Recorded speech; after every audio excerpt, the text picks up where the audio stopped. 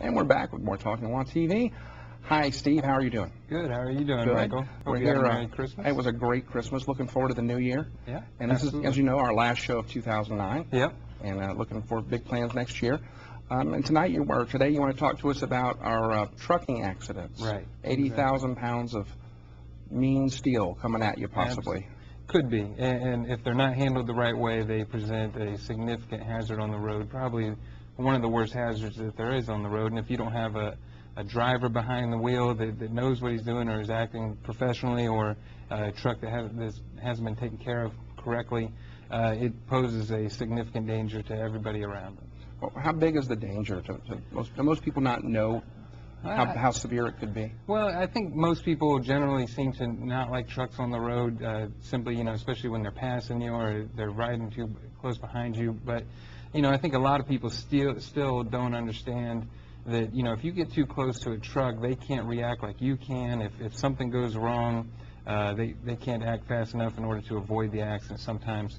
And so, it is a significant hazard. There are thousands of accidents involving large trucks, and many of those are involved because they're not properly maintained, or the driver isn't doing what he's supposed to. So, these drivers are trained professionally, but they make the same mistakes that you and I do in a car. But when you do that in a truck, it magnifies the danger 10 times at least. Okay, we've got a couple of slides here for you to comment on.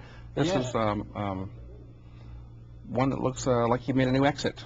Exactly. I mean, he obviously wasn't paying attention to getting too close to the side, and he went through the guardrail there. And while many guardrails are strong enough to push a car back into the lane with the truck, they're going to go through there.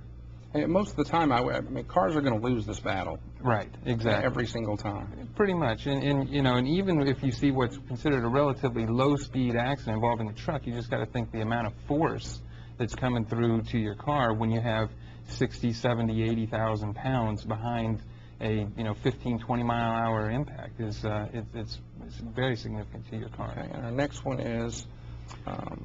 Yeah, this is actually an accident that happened right up the road in Hilton Head with a truck that had all kinds of problems. It was a dump truck that was overloaded and didn't have the proper brakes on it. The driver was speeding. There was a number of reasons, but unfortunately there were about 3 cars that paid the price for this trucking company and the driver's negligence, as he just blew right through a red light and hit 3 different cars. Was anyone killed in this accident? Nobody killed, but very badly injured. Okay. And our next one, and that was your case as well, right? That is my case, yeah. And next one is a. This is also a case that we handled up in Tennessee, and this was, you see this happen a lot where you get traffic stopping for one reason or another, either because of construction or because of an accident that's further up, and a truck driver is driving along not paying attention, not watching the road like they should, and then they cannot stop that truck. And the thing that everybody needs to remember is that it takes the truck, when it's driving 55 to 60 miles an hour, about 4 times as long to stop the truck that it does a car. So if they're not paying attention, then it creates a really bad situation. And this was a truck that was between an SUV that was pinned between 2 trucks, and it was a very bad accident. I was on the way back from Charlotte probably 6 months ago. It's amazing when you see, and this was on I-77, you'll see one accident, right, and there's like this accordion effect. There was 5 more accidents within the mile behind it. Exactly. Where people start running into each other. Yeah, and that's caused from 2 different things. I mean, one, you get the people slowing down to look at the accident, which we know we shouldn't do, but everybody does, and then the people not paying attention to the people in front of them slowing down. So it's a bad situation. And I think this one's actually, is that a reverse of your other one? That is, and you can see the asphalt. That dump truck was overloaded. It was only rated to carry around 65,000 pounds, and they were carrying around 75,000 pounds. And they didn't have the proper brakes on it. And there's a thing on a dump truck called a tag axle, which is an extra set of wheels you can put down when you're overloaded. They weren't using the tag axle in this truck, and even if they were, it wouldn't have mattered because there was no brakes on that tag axle. So this truck was just an accident waiting to happen. So in your sentence right there, you had lots of, sounded like regulations. Oh, yeah. Are there special rules and regulations for trucks that are above and beyond those for cars? Absolutely, and there really should be. Since trucks are are so dangerous if not handled properly. I mean, there are regulations on what you have to look at before you hire a driver, what you have to look at in their background, what training they have to have, and then you have to keep an active file on the driver every year, updating what they do. And then on the maintenance side of what happens, you have to make sure that you're inspecting the truck every single day before it goes out on the road, making sure that the brakes work properly, making sure that the truck is handling properly, and of course you don't overload it, because all that does is make the truck harder to stop and harder to handle. And then of course you've got a host of other regulations regarding fatigue drivers. When they go over their hours, there's a number of hours that they can't drive past, and then when they do, they get tired, and that causes all kinds of problems as well. We see weigh stations on the side of the road on interstates all the time. Yeah. Do they just weigh the trucks, or do they also look for these other violations? It depends. They can have it open as just the weigh station, but a lot of times they'll have somebody there from the DOT, the federal DOT, and they will inspect the trucks and they'll inspect the loads, and then they'll give them, depending on what the violation is, they can take them out of service, meaning until they fix this violation, they're not allowed to put that truck back on the road. And sometimes you get truck drivers who disregard the fact that they've been taken out of service, and again, that creates a very bad situation. But so sometimes they have inspectors there, but not all the time. Now, if someone you know has been involved in an accident with a big truck, are the rules different would you sue the company, the driver?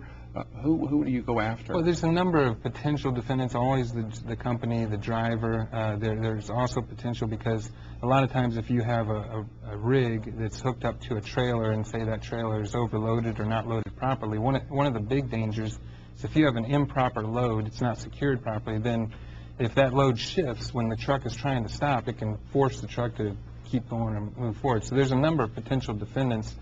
And really, in these cases, it's even more important than other cases is you have to act very quickly because the trucking companies do. And we've had cases where on the police video, as the police were out there investigating the accident, they've got the expert and the investigator for the trucking companies already out there. They're already doing their work. So if you don't have somebody for you doing work for you, then you're already behind, and the trucking companies will take advantage of that. And they will show up at your house the next day for questions. Well, they will, and they work very fast because they know that these are a potentially bad situation for them liability-wise, and so they will try to do whatever they can to avoid taking responsibility for the accident. So if you've been involved in an accident with a truck, how do you identify a firm like Harris, Penn & Lowry, who you know has experience with truck accidents? Well, and that's always a hard question, but one is always ask other attorneys about who does cases like that. We have a website that has a whole section on trucking cases and on the regulations. So there's a number of ways, but you do want to make sure that you have a firm that knows the trucking regulations, has litigated these cases before, and knows what to look for and knows how to act quickly. Okay, well, thank you so much, Steve. We'll be back with Christy Register talking about unemployment benefits right after this.